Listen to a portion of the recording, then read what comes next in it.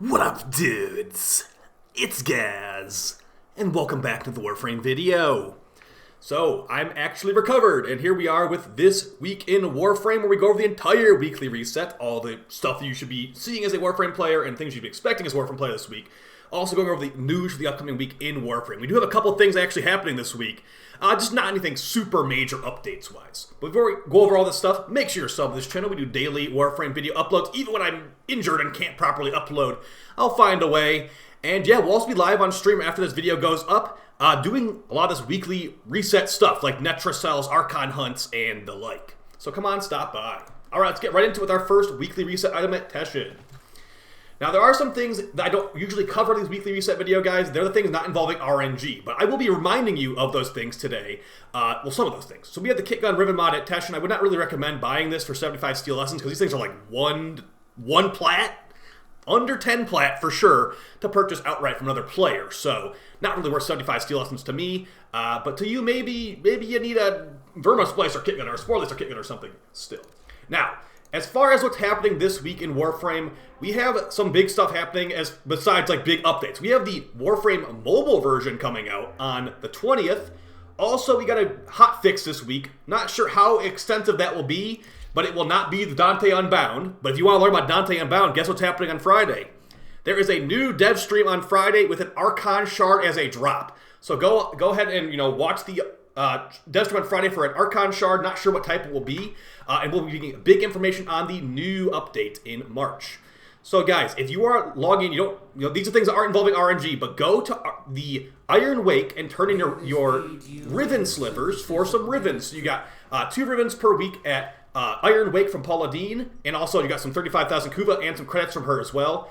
Not shown in this clip, you can go to Archimedean Yanta on the Zeramon ship and turn in some Void Plume opinions to her for Kuva every week as well. It's 35,000 Kuva.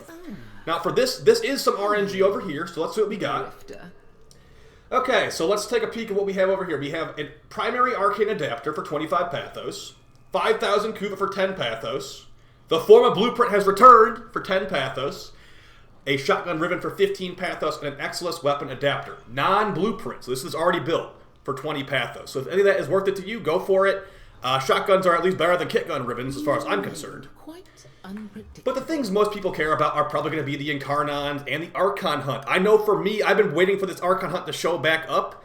I don't know, a month. I want my last blue Tau Shards. So I can do 5 green Tau Shards Saren. Before they add the Archon Fusion in March, just so everybody can get their Archon Tau Shards like guaranteed. Basically, the RNG of Tau Shards is being basically removed with the Dante Unbound update, so you'll be able to shard fuse into a Tau. So let's go ahead and take a peek at what we have over here. So on the normal circuit, let's see what frames we got. Please have Cora. Oh my gosh, I called it. I had not looked at this ahead of time. Yeah, Cora is here again. One of the most annoying frames in the game to farm.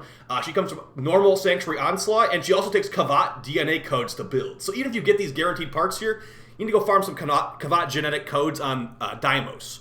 But as far as the other frames, you got Gara, Cora, and Revenant as your options. Definitely go for Cora here. I believe Gara's a quest frame, and it comes from Plains Bounties. Revenant's the same case.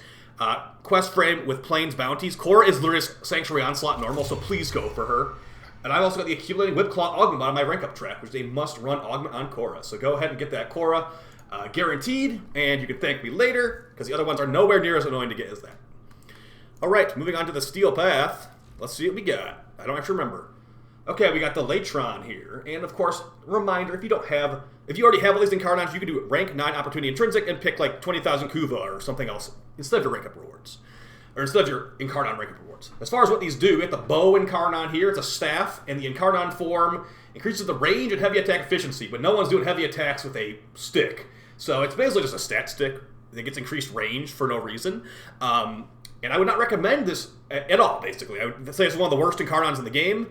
Now, before that one guy that always says this, the Mark 1 Bow Incarnon can have a lot of status chance, okay? I'm not discounting that. As you can see right here, increased status chance by 34%. But the thing is, crit is also important too, and this has less crit than things like the Magistar and the Ceramic Dagger. So, yeah, if you want to go for this with the only status chance, stat stick, be my guest. But as far as like a generic staff is concerned, it's okay. It's a good generic staff. but no one, like, stabs have bad stances, in my opinion, so wouldn't really recommend it. I'd recommend pretty much anything else this week besides that.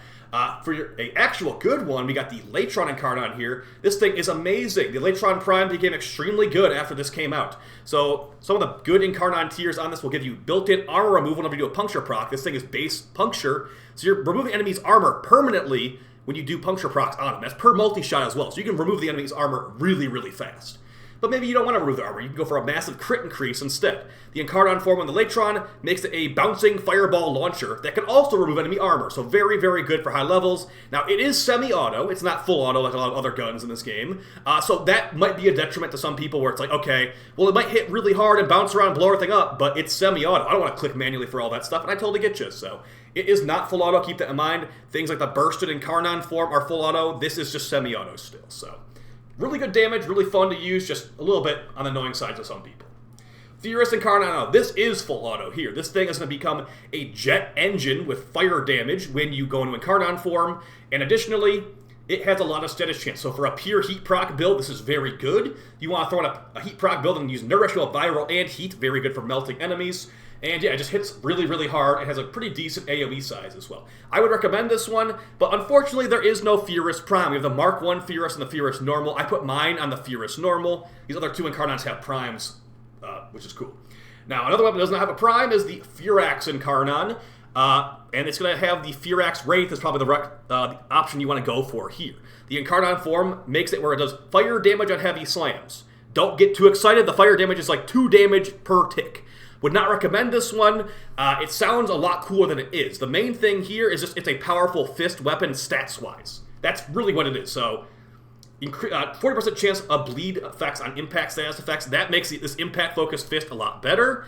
But also, you're using an impact-focused fist. So, go with a corrosive build if you want to, just to like kill acolytes in one hit. The Furax has a mod called Amalgam Furax Body Count, which gives you increased fire rate for pistols, but that does not require the Incarnon to do that. So, yeah, another one just like the bow that you can definitely put these on the back burner for a while.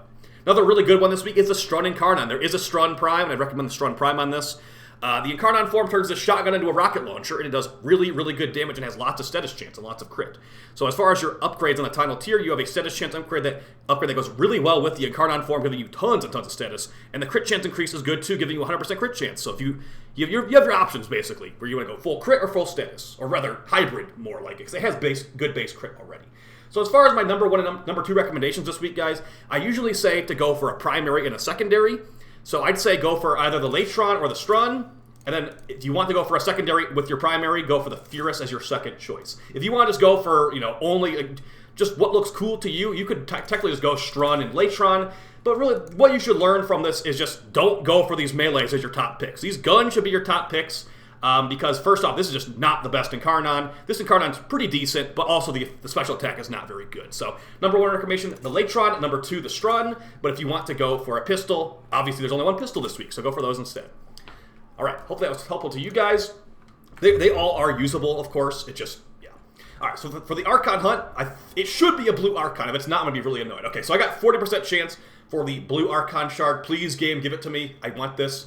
Additionally, guys, if you made it this far in the video and you didn't watch my video from the other day, there actually is a double credit profit take, or rather Orb Ballast event going on right now for the next 3 days, 16 hours.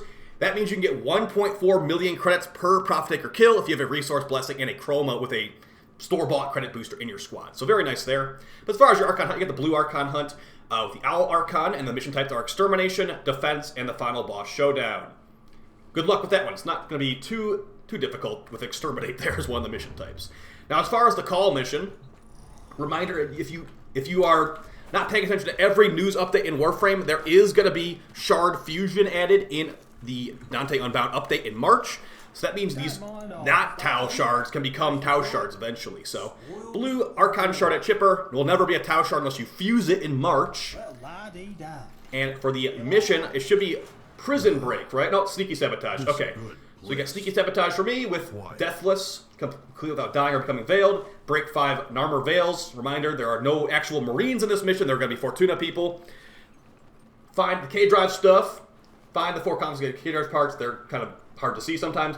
Find Chipper's toolbox, even harder to see than the K-Drive parts.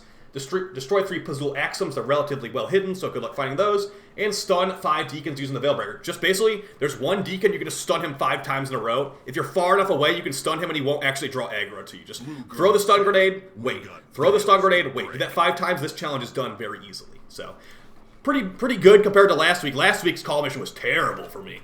I didn't even do half the challenges because I was just like, I can't take this anymore. Speaking of can't take this anymore, let's see what we got with these Nightwave challenges for this Nightwave that we don't know when it's going to end, but it will probably be another week, a month or two. Definitely more than a week, okay? They give us a 2 weeks notice before this ends. So as far as your challenges for your weeklies, we got activate 3 Requiem Obelisks on Deimos, very easy, they're all over the place. Complete 1 Sortie. Defeat the Aura Worm and the Steel Path is your first Elite Weekly. Okay, that's the first time I've seen this one. So Steel Path Aura Worm is different than the normal Aura Worm in some ways. It has an additional like horse riding DPS phase during the actual final encounter. Before you get to the final encounter, you have to go on the side of the Aura Worm and spin these rings around. Once the rings are the correct alignment, you can actually mind control the Aura Worm like a normal path Aura Worm fight. So it's a lot easier than it seems, but also if you haven't done it, like I would definitely say try it out before you get into this because it could be easy, especially during the toxin cycle. The toxin worm will destroy you if you're standing anywhere near it with its toxin breath. So be aware of that. But yeah, it's the first time I've seen this challenge here. Other Elite Weekly, unlock 10 relics of any type. That's a lot easier than doing this one.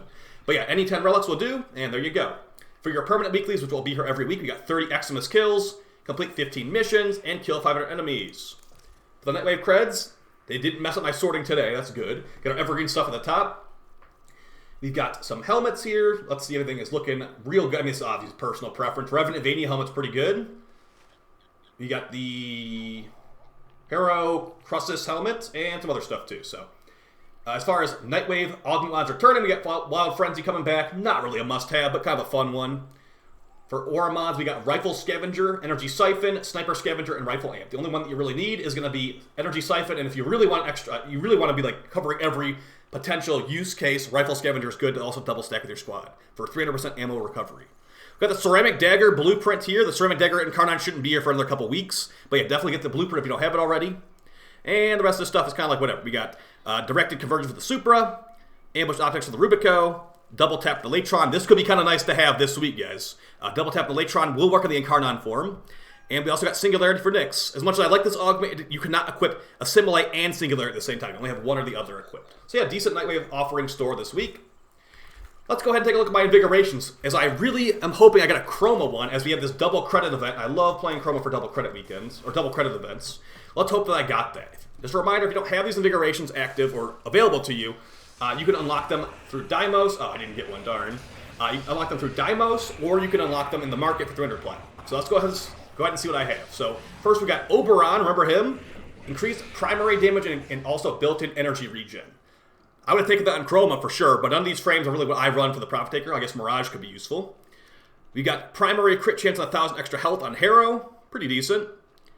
And we got secondary damage and 1,000 armor on Mirage. Okay, so I'm probably not going to use any of these for Profit Taker, but I will use these to progress my override bar, as you can see right here. Mutated Invigoration. After 10 Invigorations, a mutation allows you to pick the frame it's going to be on. So if I had this bar filled up all the way, I could choose to put this one on Chroma, or choose to put this one on Chroma, or whatever. Or this one on Chroma, I guess, even. So that's why I do these invigorations every week, to make sure I can choose to have some crazy OP setup a couple weeks later. So hope you guys found this video fun, helpful. I'll be on stream very soon. Hopefully I didn't forget anything. But yeah, I will also be making some videos out throughout the week, guys. Well, some new build videos, farming guides, etc., etc. And also I'll be doing a dev stream coverage on Friday once that stream is going up. So come on, stop by. We'll be live reacting to it, and I'll upload a review video on this channel right after that's done. All right, guys. Appreciate all the support, and I'll see you on stream very soon. Take it easy. Bye.